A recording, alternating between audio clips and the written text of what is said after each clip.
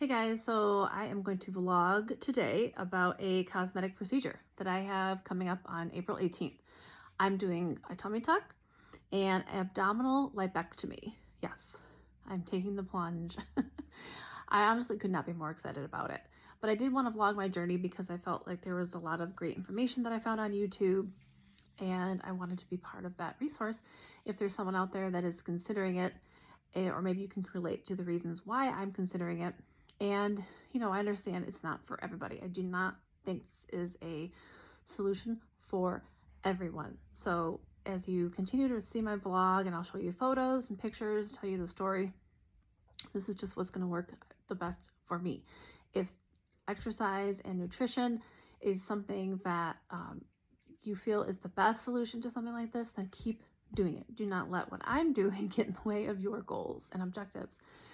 But just keep that in mind, that everyone's personal journey is different, and you just have to do what's going to be best for you and make you happy. And that's why I'm doing it. Thankfully, I have a lot of great supportive people around me. My husband is supportive, but he's nervous and he would prefer me not to do it, of course, just because he knows it's a big incision, but he's being very supportive about it. And, that's all I can ask for. I just want people around me to help me as I go through this process. But how did we get here? So let me do a few things first. Let me show you some photos that I took back in 2017 and then some in 2019. And then I'll show you the pictures from today to help illustrate why I'm frustrated and why I'm deciding to move forward with this type of surgery.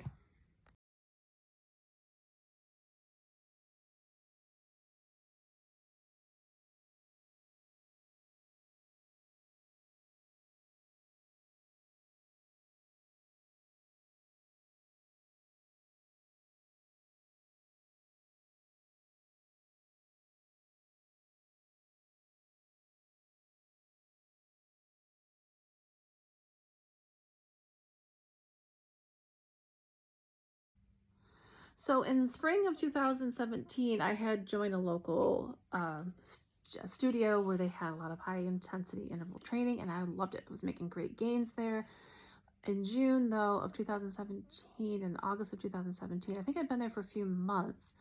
And while I had incorporated all this great exercise in my life again, because I took a break from it too long, I wasn't really changing what I was putting in my body.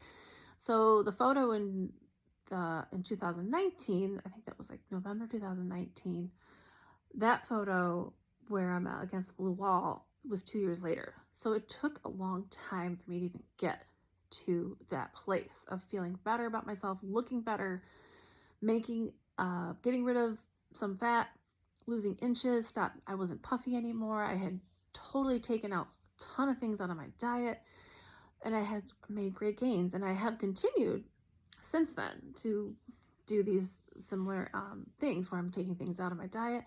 I actually incorporated intermittent fasting. I've been doing that since, I think, spring, of 2020.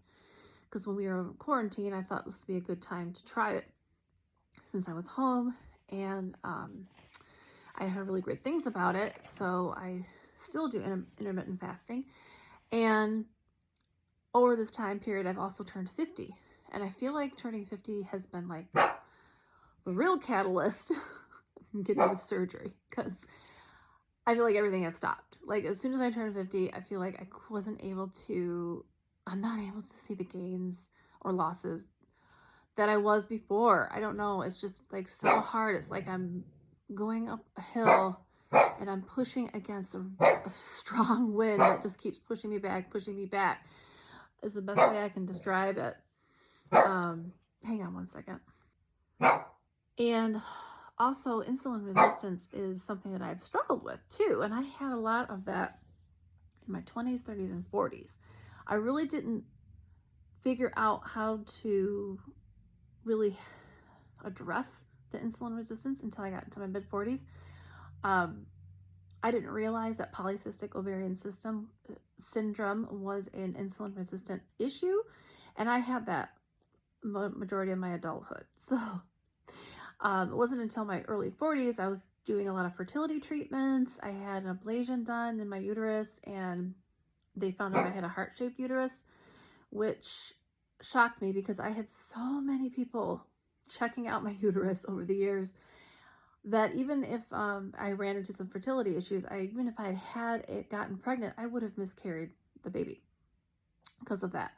But it wasn't until after I had that ablation that my body hormones kind of regulated themselves. Like I had regular flows, regular cycles. I haven't had a regular cycle, or I had not had regular cycles at all until I had that ablation done, because it had all this additional tissue, and that just added to all these hormonal imbalances that I had going on. And it carries, when you have a lot of cortisol in your system, belly fat just hangs on. It's like it's just hanging on for dear life. And there was a lot of things going on in my life in my 30s and 40s that, along with this insulin resistance, along with this hormonal imbalance, kept triggering all this additional cortisol to be produced in my body. So a lot of this tissue and this extra, I think, is just left over, because I feel like once I have this procedure, because I made such great dietary improvements and changes, I mean, I'm always going to have to be careful on what I put in my body, will help me. This will just give me like a good starting point, I guess, at 51. But the struggle is real. I'm telling you, the midlife is challenging because as a female and male, I mean, our collagen production slows down after 30 by 1% every year. So, and now that I got to the 50, I feel like everything's come to complete halt.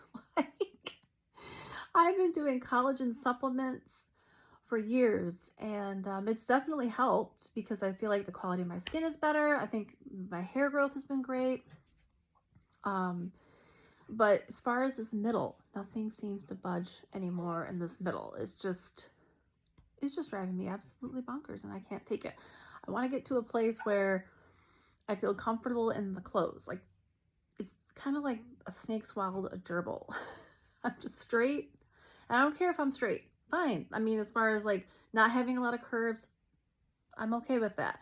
But I don't want this like frisbee in the middle. So you can't buy certain clothes because you've got this bloop.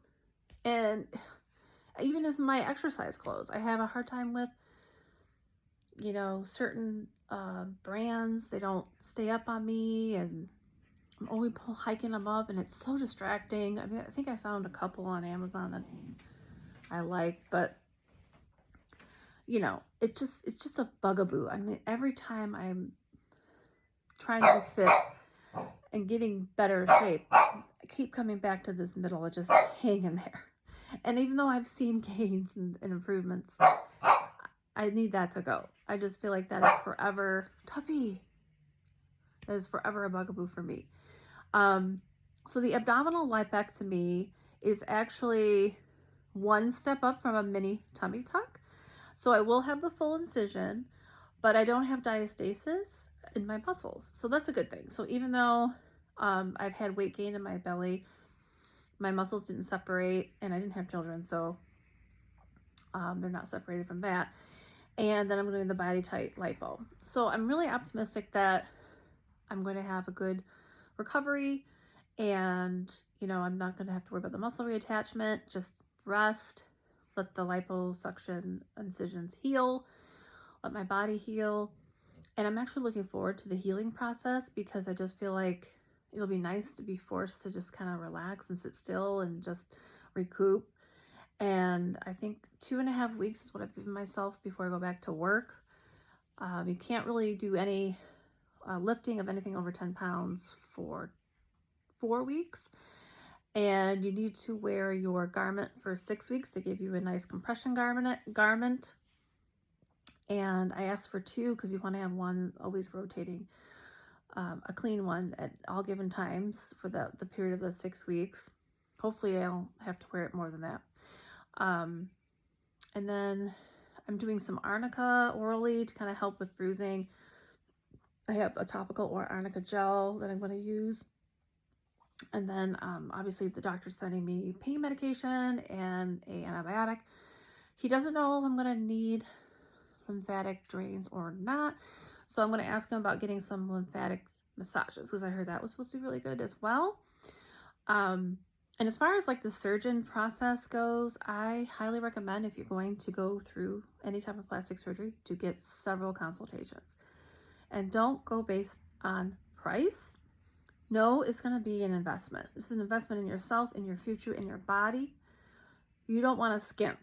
I feel like there are a lot of non-invasive procedures out there too, and I got quotes on those as well, but they cost the same as the invasive procedure, and I just know the invasive procedure results are way better. So the non-invasive might be an option for some people, but where I have all that hanging skin, it really is not an option. And if I didn't have to have such invasive surgery, yes, I would have opted for it. But I feel like the surgeons that I saw, some of them did both invasive and non-invasive. If they felt the non-invasive was an option, they would have suggested it.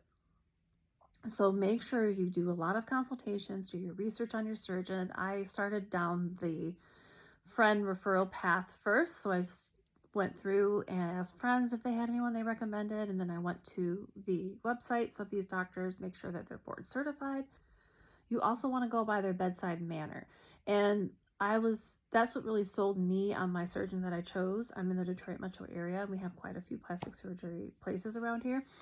And the one that I chose, I liked his bedside manner. He understood my goals, and he has a lot of experience. He came referred. So it was all good. He checked all the boxes.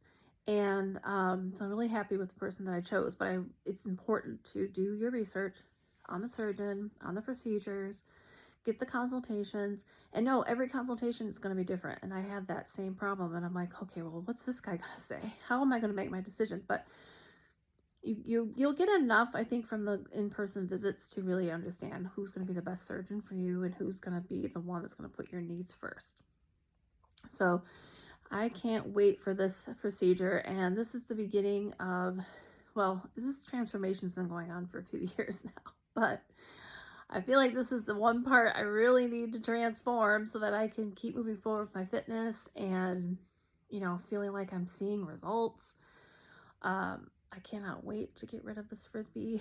It needs to go, and I'm excited for healing. So I hope you found this useful. Next time I vlog, I'm going to be going through surgery, and I'll share with you my experiences, and I will see you on the other side. Thanks for watching. Bye.